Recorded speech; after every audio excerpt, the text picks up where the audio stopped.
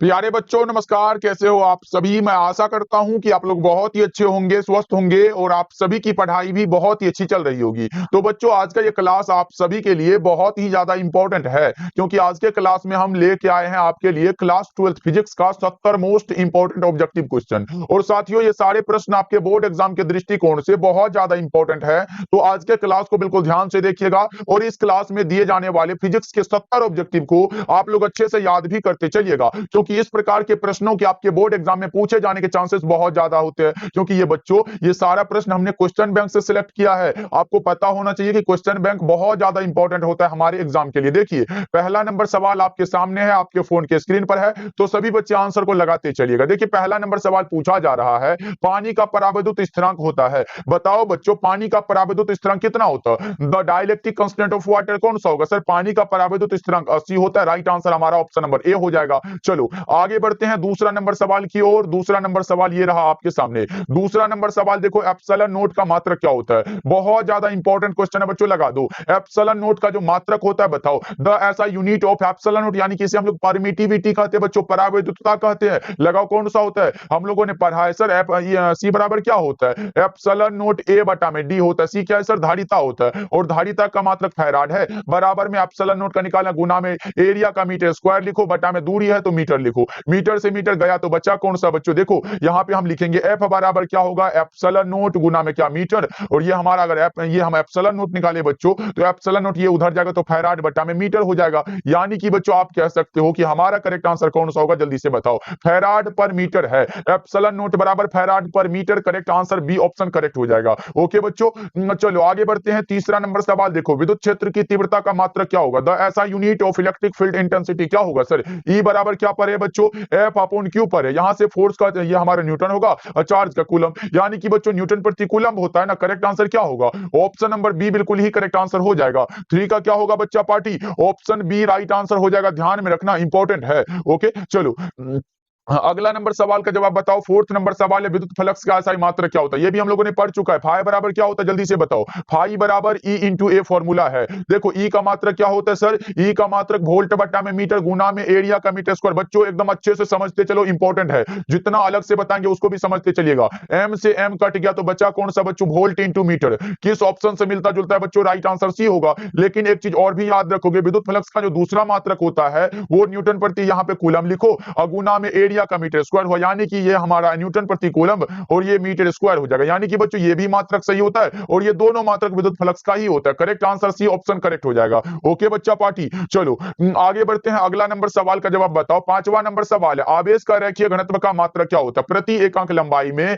आवेश के परिमाण को आवेश का रेखीय घनत्व कहते हैं। इसे हम लोग लेमडा के द्वारा दर्शाते हैं। प्रति एकांक बच्चों लंबाई में आवेश के परिमाण को, यही वाला देखो ना हमारा डिफिनेशन से फॉर्मूला निकल गया बच्चों। देखो यहां से चार्ज का कूलम लंबाई का मीटर, किस ऑप्शन में दिया गया बच्चों, कूलम बट्टा में मीटर। करेक्ट आंसर ये होगा। बच्चा पार्टी समझते चलो, क्लास को अच्छे से करते चलो। और जितने भी बच्चे अभी तक क्लास को लाइक नहीं किए हो तो बच्चा पार्टी क्या कर रहे हो, एक बार सभी बच्चे क्लास को लाइक कर लेना, और हमारे साथ पहली बार जुड़ रहे हो तो सब्सक्राइब जरूर करिएगा बच्चों। देखिए ये रहा 6 नंबर सवाल। बताओ विद्युत क्षेत्र रेखाओं से जानकारी प्राप्त होती है। क्षेत्र की, शक्ति की बिल्कुल होती है, दिशा की भी होती है, आवेश की, प्रकृति की भी होती है बच्चों। यानी कि इनमें से सभी हमारा करेक्ट हो जाएगा। 6 नंबर सवाल का जवाब क्या होगा बच्चों, ऑप्शन डी राइट है। चलो आगे बढ़े क्या बच्चा पार्टी, ये यहां देखो electric field lines gives information about कौन सा, ऑल ऑफ दीज हो जाएगा बच्चों। चलो आगे बढ़ते हैं। 7 नंबर सवाल देखो, कूलम बल कैसा होगा बच्चों, जल्दी से बताओ। कूलम फोर्स जो होता है क्या होता है, सेंट्रल फोर्स होता है क्या बच्चों, कौन सा हो जाएगा, सेंट्रल फोर्स और इलेक्ट्रिकल फोर्स दोनों, यानी कि ए और बी दोनों, केंद्रीय और विद्युत बल दोनों हो जाएगा। ओके बच्चों चलो 8 नंबर सवाल का जवाब बताओ। 8 नंबर सवाल है, विद्युत विभव बराबर क्या होता है। इंपॉर्टेंट क्वेश्चन है, आपको लगाना है। ऐसे बच्चों ये बताओ कि विद्युत विभव का मात्रक क्या होता है, तभी तो निकलेगा ना। तो सर विद्युत विभव का जो मात्रक होता है ना वो वोल्ट होता है, जिसे हम लोग भी के द्वारा दर्शाते हैं। भी बराबर फॉर्मूला है डब्ल्यू अपॉन क्यू। यहां से निकालते तो भी बराबर क्या होगा, 1 वोल्ट बराबर 1 जूल पर कूलम। ये वाला करेक्ट आंसर है बच्चों, कौन सा होगा, भी बराबर W upon Q. Right answer B हो जाएगा। क्लियर है बच्चों, समझ आ रहा है कि नहीं? चैट सेक्शन में बताते भी चलिएगा। 9 नंबर सवाल देखो, आवेशित खोखले गोलाकार चालक के केंद्र पर क्या होता है? केंद्र पर सर विद्युत विभव समान होता है। विद्युत विभव समान होता है। देखो यहाँ पे विद्युत क्षेत्र शून्य होता है, यानी कि ई बराबर 0 होता है, लेकिन भी बराबर क्या होता है बच्चों? समान होता है। ये देखो यहां से हम निकाले तो बच्चों राइट आंसर हमें लगता है कि सी हो जाएगा 9 नंबर सवाल का जवाब। चलो आगे बढ़ते हैं 10 नंबर सवाल की ओर। 10 नंबर सवाल का जवाब बताओ, किसी संधारित्र की धारिता का मात्रक क्या होता है? किसी भी संधारित्र की धारिता का मात्रक बच्चों अभी हमने जस्ट बताया फैराड होता है, और इसके लिए फॉर्मूला सी बराबर हम लोगों ने पढ़ा क्यू अपॉन वी होता है। यहां से करें बच्चों, ये धारिता होता है, इसे चार्ज मत समझना, ये धारिता है, और इसके लिए ये धारिता का मात्रक क्या सर? फैराड होता है, और ये हम कूलम प्रति वोल्ट हो जाएगा, यानी कि 1 फैराड बराबर बच्चों कौन सा होगा? 1 कूलम पर वोल्ट हो जाएगा। याद रखोगे, इंपॉर्टेंट है ये वाला, पूछा गया आपके एग्जाम में तो जरूर याद रखोगे बच्चों। ओके चलो, इसे अगर मात्रक की बात करें, इसे माइक्रो फैराड भी इसी का मात्रक है, पीको फैराड भी इसी का मात्रक होता, तो ये याद रखना, पूछा गया था। अब की बार पूछा गया माइक्रो फैराड किसका मात्रक होता, तो आपको लगाना पड़ेगा ना बच्चों। संधारित्रों के समांतर संयोजन में जो राशि प्रत्येक संधारित्र के लिए समान रहती है वो कौन सा होगा? उसका नाम विभवांतर होता है, पोटेंशियल डिफरेंस होता है बच्चों। 11 नंबर सवाल का जवाब सी हो जाएगा। चलो 12 नंबर सवाल का जवाब बताओ, यदि कई संधारित्र उपलब्ध हो तो उनमें समूहन में उच्चतम धारिता प्राप्त करने के लिए उसे किसमें जोड़ना सही होगा? ये बताओ आपको कौन सा होगा? समांतर क्रम में जोड़ते हैं, करेक्ट आंसर बी हो जाएगा। क्या बच्चों? समांतर क्रम में जोड़ते हैं। याद रखना, देखो पहले क्वेश्चन को अच्छे से पढ़ना, यदि किसी संधारित्र उपलब्ध हो और तो उनमें समूहन में उच्चतम धारिता प्राप्त करने के लिए उसे किसमें जोड़ना है? श्रेणी क्रम में जोड़ना है। चलो आगे बढ़ते हैं 13 नंबर सवाल देखो, एक समांतर पट्टिका संधारित्र की पट्टियों के बीच अभ्रक की एक पतली प्लेट रख देने पर संधारित्र की धारिता क्या होगी? बताओ 13 नंबर सवाल का जवाब बच्चों, एक समांतर पट्टिका संधारित्र की पट्टियों के बीच अभ्रक की एक पतली प्लेट रख देने पर संधारित्र की धारिता सीधे रूप से बढ़ जाती है। 13 नंबर सवाल का जवाब ये हो जाएगा। चलो अगला नंबर सवाल का जवाब बताओ, 14 नंबर सवाल है, किसी पदार्थ का पराविद्युत नियतांक हमेशा अधिक होता है? किसी भी पदार्थ का पराविद्युत स्थिरांक बच्चों हमेशा अधिक होता है 1 से। कितना से बच्चों? 1 से। हमारे साथ आंसर तो लगाओ ना बच्चा पार्टी, तभी याद हो पाएगा ना। इसीलिए सभी बच्चे क्लास को लाइक करते चलिएगा। पराविद्युत सामर्थ्य का ऐसा ही मात्रक क्या होगा? यहाँ पे बच्चों देखो, द ऐसा unit of dielectric strength, और हमारा वोल्ट पर मीटर करेक्ट हो जाएगा। अगर बच्चों पराविद्युत ये हमारा स्थिरांक होता तो वो अलग होता, उसका कोई मात्रक नहीं होता है। चलो आगे बढ़ते हैं 16 नंबर सवाल देखो, निम्नलिखित में कौन सदिश राशि है? Which of the following is a vector quantity? Vector quantity कौन सा है सर? वो हमारा लगता है कि कौन सा? विद्युत आवेश है क्या? विद्युत विभव, विद्युत द्विध्रुव आघूर्ण, या फिर आवेश का पृष्ठ घनत्व? ये हमारा विद्युत द्विध्रुव आघूर्ण होगा। बच्चों यहाँ पे बहुत सारे बच्चे कंफ्यूजन में पड़ जाएंगे। देखो बच्चों, विद्युत क्षेत्र की तीव्रता और विद्युत द्विध्रुव आघूर्ण दोनों ही सदिश राशि होता है। इसके लिए पढ़ा है ना, P बराबर सर Q इंटू डी पर है या फिर L हो। यहाँ पे चार्ज का कूलम हो, लंबाई का मीटर, यानी कि बच्चों इसका मात्रक अगर बताए तो इसका मात्रक होता है कूलम इंटू मीटर। और एक चीज और याद रख लो बच्चों, इसका दूसरा मात्रक जो होता है ना सर, वो डेबाई होता है। ये मात्रक भी आपको याद होने चाहिए बच्चों। चलो आगे बढ़ते हैं 17 नंबर सवाल देखो, 1 ओम बराबर क्या होता है बच्चों? 1 ओम बराबर क्या होता है? ऐसे आपको पता होगा बच्चों, आर बराबर क्या होता है? भी बटा में आई होता है ना बच्चों। यहां से देखो आर का मात्रक क्या होता है? ओम होता है बच्चा पार्टी। यहां से देखो भी है तो भी लिखो, अगर धारा को हम ऊपर लेंगे तो हम एम्पियर में लिख सकते हैं और इनवर्स लगा सकते हैं बच्चों, यानी कि 1 ओम अगर दिया गया है तो इधर भी हम बैलेंस के लिए 1 लगाएंगे और भी ए इनवर्स हो जाएगा। देख लो बच्चों किस ऑप्शन से मिलता जुलता है। 1 वोल्ट ये 1 ओम बराबर 1 VA inverse, correct answer C होगा 17 नंबर सवाल का जवाब। समझ में आ रहा है बच्चों? इसीलिए समझ के क्लास करना बहुत जरूरी होता है, क्योंकि एग्जाम में रिलेटेड प्रश्न आ गया और छोड़ के आ गए तो बच्चा पार्टी कितना बुरा लगेगा कि पढ़ाया हुआ चीज आप गलत करके आओगे। देखो किरचॉफ का बिंदु नियम किसका पालन करता है? बिंदु नियम बच्चों पहला नियम है कौन सा? आवेश संरक्षण के सिद्धांत का। दूसरा नियम बच्चों किस पर? ऊर्जा संरक्षण के सिद्धांत का पालन करता है। 19 नंबर सवाल देखो, कार्बन प्रतिरोध का कलर कोड में नारंगी रंग का मान क्या होगा? वही वाला बात है सर, बीबी रोए जीबी।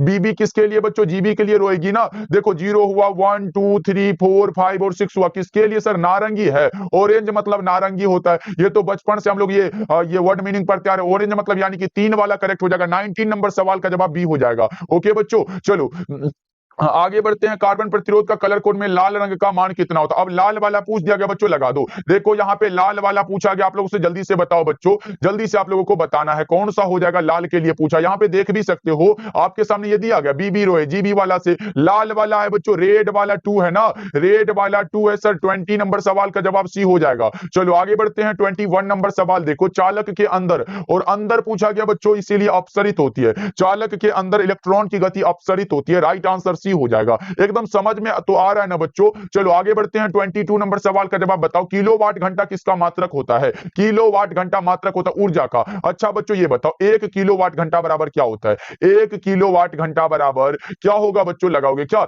1 किलोवाट घंटा बराबर होता है 3.6 गुना 10⁻6 हुआ, और ये हमारा जूल में होता है। ये याद रखने वाली चीजें हैं बच्चों, जरूर याद रखोगे आप लोग। ओके चलो आगे बढ़ते हैं। 23 नंबर सवाल का जवाब बताओ। आसान सा सवाल आपके सामने आ चुका है। विद्युत परिपथ के किसी बिंदु पर सभी धाराओं का बीजगणितीय योग क्या होता है? समेशन आई बराबर 0। ये पहला नियम है किरचॉफ साहब का। करेक्ट आंसर ए होगा। 23 नंबर सवाल का जवाब क्या होगा बच्चों? ऑप्शन ए बिल्कुल ही करेक्ट हो जाएगा। चलो 24 नंबर सवाल का जवाब लगाओ आप लोग। व्हीटस्टोन ब्रिज का उपयोग होता है किसमें? व्हीटस्टोन ब्रिज का बच्चों उपयोग जो होता है वो किसमें होता है? ये उच्च एवं अल्प दोनों प्रतिरोध के मापन में। करेक्ट आंसर सी हो जाएगा। इसे याद रखना, ऐसे उच्च तथा निम्न भी देता है, इसलिए करेक्ट आंसर सी हो जाएगा। चलो 25 नंबर सवाल है। विभव मापी के तार की लंबाई बढ़ा देने पर संतुलन बिंदु प्राप्त होता है अधिक लंबाई पर। विभव मापी के तार की लंबाई बढ़ा देने पर संतुलन बिंदु प्राप्त होता है सर अधिक लंबाई पर। राइट आंसर बी होगा, एट अ लॉन्गर लेंथ हो जाएगा। चलो आगे बढ़ते हैं बच्चा पार्टी। ये रहा 26 नंबर सवाल है। चुंबकीय फ्लक्स की एसआई इकाई क्या होती है? द ऐसा unit of flux magnetic field कौन सा होगा? फाई बराबर क्या होगा बच्चों? बी इंटू ए हो जाएगा, क्योंकि हमारा चुंबकीय फ्लक्स है, चुंबकीय क्षेत्र है बच्चों। अब देखो चुंबकीय क्षेत्र के फ्लक्स की इकाई पूछा गया, यहाँ पे क्षेत्र नहीं, यहाँ पे फ्लक्स का पूछा गया है। 26 नंबर सवाल का जवाब जल्दी से पहले आप लोग बताओ कौन सा होगा? वेबर होगा, क्योंकि यहाँ पे देख रहे हो बच्चों चुंबकीय क्षेत्र पूछता तो हम लोग बी का लगा देते, वेबर बटा में मीटर स्क्वायर, लेकिन यहाँ पे फ्लक्स दिया गया तो गुना में एरिया का मीटर स्क्वायर करना पड़ेगा ना, ये कट जाएगा। बच्चा कौन सा सर? वेबर बच जाएगा। चलो आगे बढ़ते हैं। 27 नंबर सवाल देखो। समरूप वेग से चलायमान आवेश क्या उत्पन्न करता है? समरूप वेग से चलायमान आवेश विद्युत चुंबकीय क्षेत्र को उत्पन्न करेगा। क्या करेगा बच्चों? विद्युतीय एवं चुंबकीय दोनों क्षेत्र को। 28 नंबर सवाल देखो। लॉरेंज बल की दिशा ज्ञात करने का नियम कौन सा है? अच्छा बच्चों ये बताओ लॉरेंज बल के जो फॉर्मूला होता है वो क्या है? पता है क्या आप लोगों को? जल्दी से बता दो।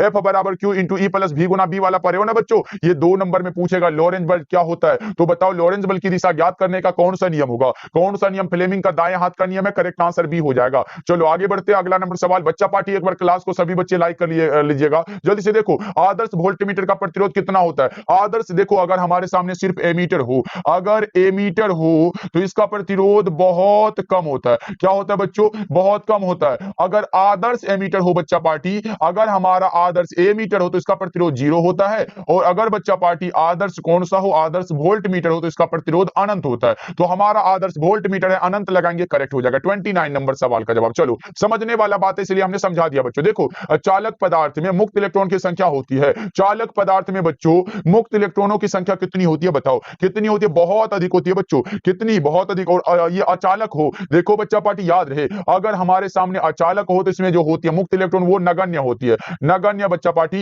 यानी कि इसमें बहुत कम होती है। चलो आगे बढ़ते हैं। 31 नंबर सवाल देखो। विद्युत धारा के चुंबकीय प्रभाव की खोज निम्न में से किस वैज्ञानिक ने की? विद्युत धारा के चुंबकीय प्रभाव की खोज बच्चों ऑस्ट्रेट साहब ने किया है। 31 का करेक्ट आंसर सी होगा। क्या होगा बच्चों? ऑप्शन सी बिल्कुल करेक्ट हो जाएगा। यहाँ पे देखो which of the following scientist discovered the magnetic effect of electric current. चलो आगे बढ़ते हैं। 32 नंबर सवाल देखो। प्लांक स्थिरांक की विमा क्या है? The dimension of Planck constant is कौन सा होगा? देखो बच्चों फोटोन के लिए E बराबर एच न्यू परे हो, यहाँ पे देख लो ना, यहाँ पे हमें निकालना एच, तो एच बराबर ई बटा में भी होगा। ये क्या होता है सर? ये हमारा ऊर्जा है और ये आवृत्ति है। यहां से कहे तो ऊर्जा का ml2 t इनवर्स 2 हुआ, आवृत्ति का सेकंड इनवर्स होता है, इसे हम लोग टाइम इनवर्स भी लिख सकते हैं। तो यहाँ पे हम करेंगे ml2 और ये हमारा t ऊपर जाएगा तो ये सेकंड में टाइम इधर करो तो t-1 हो जाएगा। ये वाला ml2 t inverse correct answer A हो जाएगा। क्या होगा सर? ऑप्शन नंबर ए बिल्कुल करेक्ट हो जाएगा। इसका मात्रक भी यहां से निकाल सकते हो, ऊर्जा का जूल हुआ, ये सेकंड इनवर्स का ऊपर ले जाओ सेकंड हो जाएगा, यानी कि जूल सेकंड इसका मात्रक भी हो जाता है। और ये हमारा 6.6। यहाँ पे बच्चों एक चीज और याद रख लो, अगर आपके सामने 6.626 गुना में 10 टू द पावर यहाँ पे -34 जूल सेकंड आए, ये प्लांक नियतांक का मान भी होता है। चलो आगे बढ़ते हैं। 33 नंबर सवाल देखो। किसी चुंबक का चुंबकीय आघूर्ण क्या होता है? सदिश राशि होता है। चुंबकीय आघूर्ण सदिश राशि होता है। 33 नंबर सवाल का जवाब क्या लगा रहे हो बच्चों? सदिश राशि होता है। म्यू बराबर आई इंटू में ए, धारा का एम्पियर गुना में एरिया का मीटर स्क्वायर। देख लो बच्चों इसका मात्रक भी हमने निकाल दिया। तो बच्चों कोई परेशानी नहीं होने वाली एग्जाम में, बस आपका जो रिवीजन और तैयारी अच्छे से होना चाहिए। देखो 34 नंबर सवाल देखो। चल कुंडली गैल्वेनोमीटर की सुग्राहिता बढ़ाई जा सकती है। चल कुंडली गैल्वेनोमीटर की सुग्राहिता को बढ़ाई जा सकती है बच्चों किसके द्वारा? सर ये चुंबकीय फ्लक्स को बढ़ाकर होता है। Correct answer B option correct हो जाएगा 34 का। ओके चलो आगे बढ़ते हैं। 34 नंबर सवाल देखो। एमीटर को विद्युत परिपथ में किस क्रम में जोड़ा जाता है? हमारा एमीटर है श्रेणी क्रम में जोड़ेंगे। वोल्ट मीटर को बच्चों किस में जोड़ते हैं? अच्छा बच्चों बताओ वोल्ट मीटर को किस में जोड़ते हैं? सर वोल्ट मीटर को हम लोग समांतर क्रम में जोड़ते हैं। चलो आगे बढ़ते हैं। 36 नंबर सवाल देखो, विद्युत चुंबकीय तरंग में विद्युतीय एवं चुंबकीय क्षेत्र के बीच कलांतर कितना होता है? कोई कलांतर नहीं होता है जी। 36 नंबर सवाल का जवाब ऑप्शन नंबर ए हो जाएगा। ओके, चलो आगे बढ़ते हैं। 37 नंबर सवाल देखो, स्वप्रेरकत्व का मात्रक क्या होगा? स्वप्रेरकत्व है यहाँ पे बच्चों हेनरी होगा। क्या होगा? स्वप्रेरकत्व है बच्चों, ये हमारा अन्योन्य प्रेरकत्व है, सिर्फ प्रेरकत्व है, सबका हम लोग हेनरी लगाते हैं। वोल्ट नहीं होगा, ओम नहीं होगा, एम्पियर नहीं होगा, तो होगा कौन सा सर? इनमें से कोई नहीं, क्योंकि इसका मात्रक तो सर हेनरी होता है ना। कौन सा हेनरी होता है बच्चों? ऐसे गलती मत करना, एग्जाम में ऐसा दे दे तो आप वोल्ट मत लगा देना, क्या होगा? गलत हो जाएगा। हमारा करेक्ट आंसर डी हो जाएगा। चलो आगे बढ़ते हैं। अगला नंबर सवाल देखो, 38 नंबर सवाल देखो, एसी परिपथ में शक्ति केवल व्यय होती है प्रतिरोध में। एसी बच्चों यानी कि अल्टरनेटिंग करंट में बच्चों, प्रत्यावर्ती धारा में। चलो 39 नंबर सवाल का जवाब बताओ, अपचाई ट्रांसफार्मर में कौन सी राशि घटती है? वोल्टेज। अपचाई ट्रांसफार्मर में बच्चों वोल्टेज घटती है। 39 नंबर सवाल का जवाब बी हो जाएगा। चलो 40 नंबर सवाल का जवाब लगाओ, सबसे अधिक आवृत्ति किसकी होती है? जल्दी से बताओ, ये तो सर आसान सा सवाल है। सबसे अधिक आवृत्ति किसकी होती है बताओ? 40 नंबर सवाल आपके आंसर का इंतजार कर रहा है और आप लगा रहे हो सर गामा किरणों की सबसे अधिक होती है और सबसे कम जो होती है वो अवरक्त किरणों की होती है। ओके बच्चों, चलो आगे बढ़ते हैं। अगला नंबर सवाल देखो, अगला नंबर सवाल देखो, 41 नंबर सवाल है, तरंग दैर्ध्य के बढ़ते क्रम में प्रकाश के रंग कौन कौन से होते हैं? V I B G Y O R पढ़े हो ना, यहां से करो V I B G Y O R, यही वाला पढ़े हो ना बच्चों, लगा दो V I B G Y O R. अब इसी से कर लो ना बच्चों, बढ़ते क्रम में इसी से निकालोगे ना। हमें लगता है कि बी वाई आर यानी कि बी वाई आर, ये बढ़ते क्रम यानी कि नीला पीला लाल हो जाएगा। ओके बच्चों, आप लोग निकाल लेना। देखिए ये पीला है, अब पीला के बाद फिर रेड पे जाएंगे तो ये तो पीछे हो जाएगा ना बच्चों, नीला, फिर ये इधर आना पड़ेगा। चलो आगे बढ़ते, करेक्ट आंसर डी होगा। 42 नंबर सवाल है, दृश्य स्पेक्ट्रम के रंगों में किसका अधिक तरंग दैर्ध्य होता है? अधिक तरंग दैर्ध्य लाल का होता है और कम तरंग दैर्ध्य बैगनी का होता है। ये इसका कम होता है, इसका अधिक होता है। ओके बच्चों, 42 नंबर सवाल का जवाब ऑप्शन नंबर ए होगा। अच्छा बच्चों, ये पूछे कि दृश्य स्पेक्ट्रम के रंगों में लाल का तरंग दैर्ध्य कितना होता है बच्चों? ये 6200 लेके ये हमारा 7800 के बीच होता है। 7800 एंगस्ट्रम के बीच होता है बच्चों, याद रखना आप सब। चलो आगे बढ़ते, अगला नंबर सवाल देखो, प्रकाश अनुप्रस्थ तरंग है, क्योंकि यह प्रदर्शित करता है किसको? प्रकाश अनुप्रस्थ तरंग ये ध्रुवण को प्रदर्शित करता है बच्चों, पोलराइजेशन को प्रदर्शित करता है। करेक्ट आंसर बी हो जाएगा। ओके बच्चा पार्टी, चलो आगे बढ़ते हैं। 44 नंबर सवाल देखो, वस्तु से छोटा आभासी प्रतिबिंब निम्नांकित में किस दर्पण से प्राप्त होगा? वस्तु से छोटा उत्तल दर्पण से। वस्तु से छोटा प्रतिबिंब है ना बच्चों। चलो आगे बढ़ते हैं। 2.42 किसका अपूर्णांक होता है? ये गलत नहीं करोगे आप लोग, बताओ 2.42 किसका अपूर्णांक होता है? हीरा का अपूर्णांक है सर। हीरा का अपूर्णांक सभी पदार्थों के अपूर्णांक से अधिक होता है। राइट आंसर डी हो जाएगा। और कम जो होता है वो वायु का होता है। किसका है बच्चों? कम वायु का होता है। कितना होता है सर? वायु का होता है 1.0003 होता है। ओके चलो आगे बढ़ते हैं। 46 नंबर सवाल देखो, किसी वस्तु का मनुष्य की आंख के रेटिना पर बना हुआ प्रतिबिंब कैसा होता है? किसी वस्तु का मनुष्य की आंख के रेटिना पर बना हुआ प्रतिबिंब जो होता है बच्चों, वास्तविक एवं उल्टा होता है। कैसा होता है? वास्तविक और उल्टा होता है। चलो 47 नंबर सवाल है, कांच के एक अवतल लेंस को जब जल में डुबाया जाता है तब यह हो जाता है, क्या हो जाता है? जल्दी से बताओ, कांच के एक अवतल लेंस को जब जल में डुबाया जाता है बच्चों तब यह क्या हो जाता है? बताओ क्या होगा? 47 नंबर सवाल का जवाब जल्दी से बताओ, क्या लगा रहे हो बच्चों? कौन सा? कम। आप सारी करेक्ट आंसर सी हो जाएगा। चलो आगे बढ़ते हैं। 48 नंबर सवाल, जब श्वेत प्रकाश की किरण लेंस में प्रवेश करती है तो निम्न में से किसमें परिवर्तन होता है? होने वाले का नाम बताओ बच्चों। वेग और तरंग दैर्ध्य में। वेग और तरंग दैर्ध्य में 49 नंबर सवाल का जवाब ए ऑप्शन करेक्ट हो जाएगा। चलो आगे बढ़ते हैं। 49 नंबर सवाल देखो, सरल सूक्ष्मदर्शी की आवर्धन क्षमता कितनी होती है? बताओ 49 नंबर सवाल का जवाब बच्चों 1 प्लस डी बाई एफ ही। एम बराबर क्या होता है? 1 प्लस डी बाई एफ ही फॉर्मूला है बच्चों। कौन सा होगा? 1 plus D by F. Correct answer C होगा 49 नंबर सवाल का जवाब। चलो आगे बढ़ते हैं। 50 नंबर सवाल देखो, इलेक्ट्रॉन का विशिष्ट आवेश कितना होता है? जल्दी जल्दी से बताओ, जल्दी से बताओ बच्चों, इलेक्ट्रॉन का विशिष्ट आवेश कितना होता है?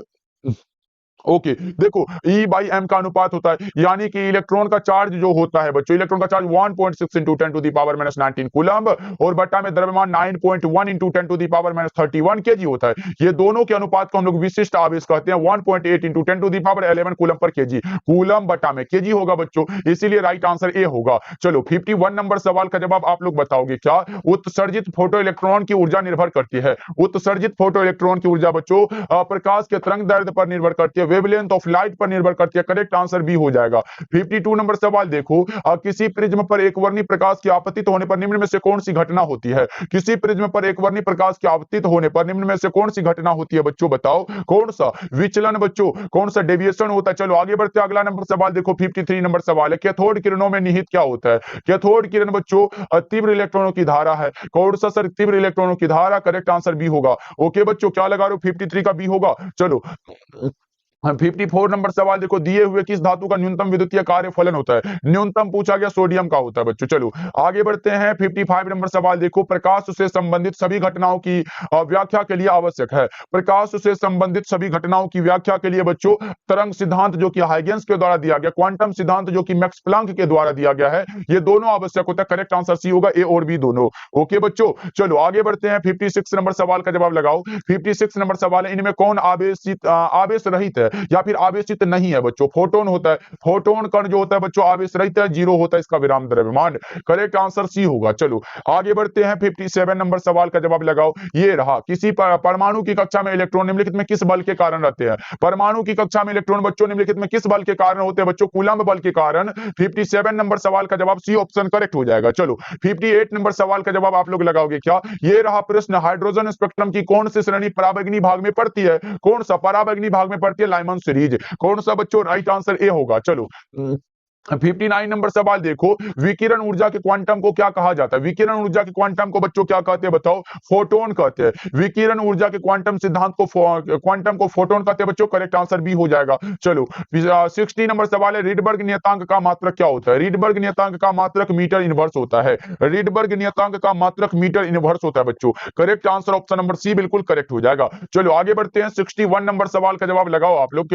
परमाणु के नाभिक में अवश्य रहेगा, एकदम अवश्य रहेगा प्रोटॉन बच्चों। क्या रहता है? अवश्य प्रोटॉन रहेगा। करेक्ट आंसर ए होगा। चलो 62 नंबर सवाल है, सूर्य की ऊर्जा का कारण क्या है? सूर्य की ऊर्जा का कारण है बच्चों नाभिकीय संलयन। सूर्य की ऊर्जा का कारण क्या होता है? नाभिकीय संलयन बच्चों। और आपको पता होगा, दो या दो से अधिक नाभिकों का सम्मिलन ही हमारा नाभिकीय संलयन कहलाता है। चलो आगे बढ़ते हैं, 63 नंबर सवाल देखो, एन टाइप के अर्धचालक में बहुसंख्यक धारावाहक कौन होते हैं? देखो बच्चों, अगर एन टाइप का अर्धचालक प्राप्त करना हो, उसमें हमारा बहुसंख्यक आवेश क्या होता है? इलेक्ट्रॉन होता है। उसके बाद अगर पी टाइप वाला हो बच्चों, तो पी टाइप वाला में जो होता है वो होल होता है। अब देखो कौन सा होगा? एन वाला इलेक्ट्रॉन होगा। 63 नंबर सवाल का जवाब सी हो जाएगा। ओके चलो 64 नंबर सवाल का जवाब लगा दो आप लोग। निम्नलिखित में कौन सार्वत्रिक लॉजिक गेट है? लॉजिक गेट, सार्वत्रिक लॉजिक गेट, नैंड गेट को कहा जाता है। सार्वत्रिक लॉजिक गेट नैंड गेट है। इसके लिए बूलियन व्यंजक ए इंटू बी बराबर y हुआ, ऊपर में ऐसे करके बार लगा दो, हो गया। चलो आगे बढ़ते हैं, 65 नंबर सवाल देखो, दसवीं संख्या 54 का निम्नलिखित में द्विआधारी क्या होगा? अब देखो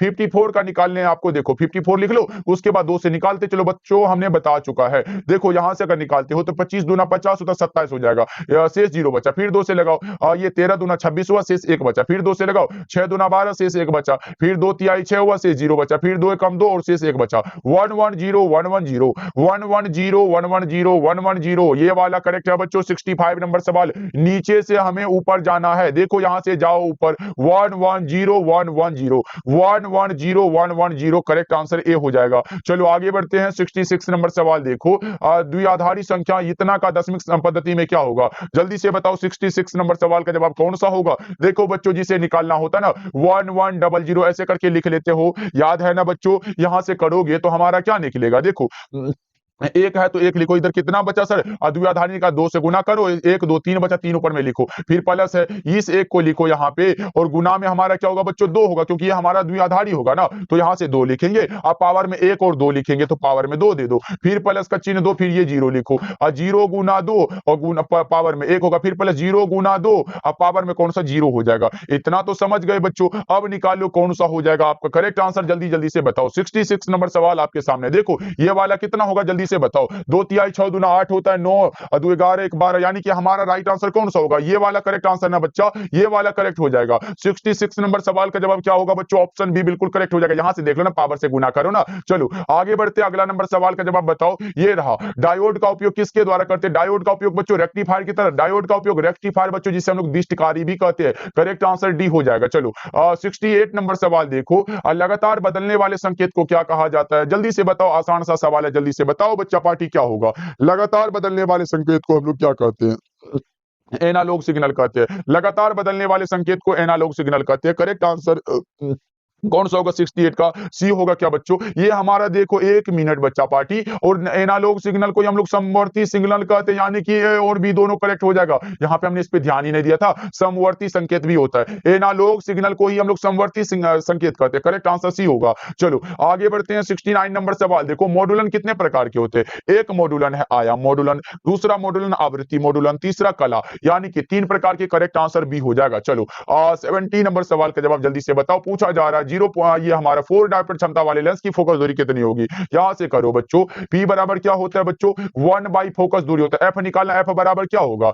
F बराबर होगा 1 बाई P होगा। अब देखो 1 हमारा है और P कितना दिया गया? 4 डायोप्टर पावर 4 दिया गया, यानी कि 1/4 बच्चों 0.25, और ये मीटर में हो जाएगा फोकस दूरी। F यहाँ पे है बच्चों और ये फोकस दूरी कौन सा? 0.25 मीटर में। Correct answer A option correct हो जाएगा। ओके बच्चों, आज का क्लास आपको कैसा लगा? सारे बच्चे कमेंट करके बताइएगा और जरूर कमेंट करिएगा। सारे बच्चे क्लास को लाइक कर लीजिएगा। हमारे साथ डेली क्लास करना चाहते हो शाम के 6 बजे और शाम के 8 बजे क्लास होता है, जरूर ज्वाइन करिएगा।